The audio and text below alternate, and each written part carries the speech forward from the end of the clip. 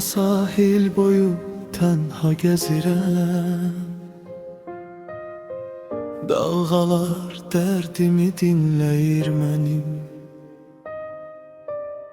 Senin gedişinle necə dözürəm, gözlerim her yerde seni izleyir mənim. Yazılıp taleyim qara sətirlər, her misra bir yara, her söz bir keder. Gelişin getirsin özünle bir etir, bitmesin bu sevgi belə bu kadar.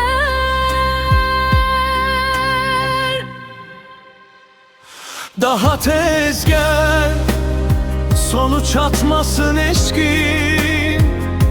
Sensiz bu hayatın mənası yoktur.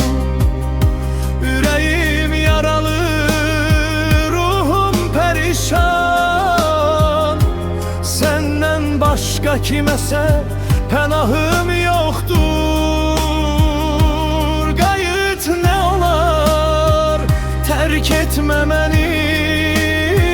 Sensiz geçen günler bir zindan mənə, sağalmaz yaralar unutmaz seni. Bu canım kurban olsun tekçe sənə. Baxıram yollara, gözlerim dolu. Sessiz feryadımı denizler duyur. Sensiz bahar belə mənə qış olur. Həsrətin qəlbimdə bir iz qoyur. Acı həqiqətlər üzümə baxır, hər addım uzaqlıq, hər an bir əzab. Göz yaşım sel kimi içime axır. Sen söyle bu eşke var mı bir cevap?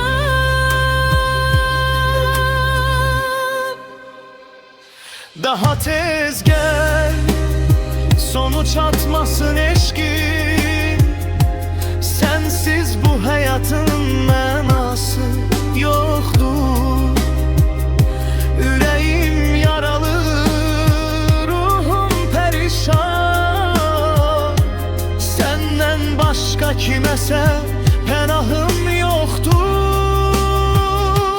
Qayıt ne olar, terk etme beni. Sensiz geçen günler bir zindan mənə,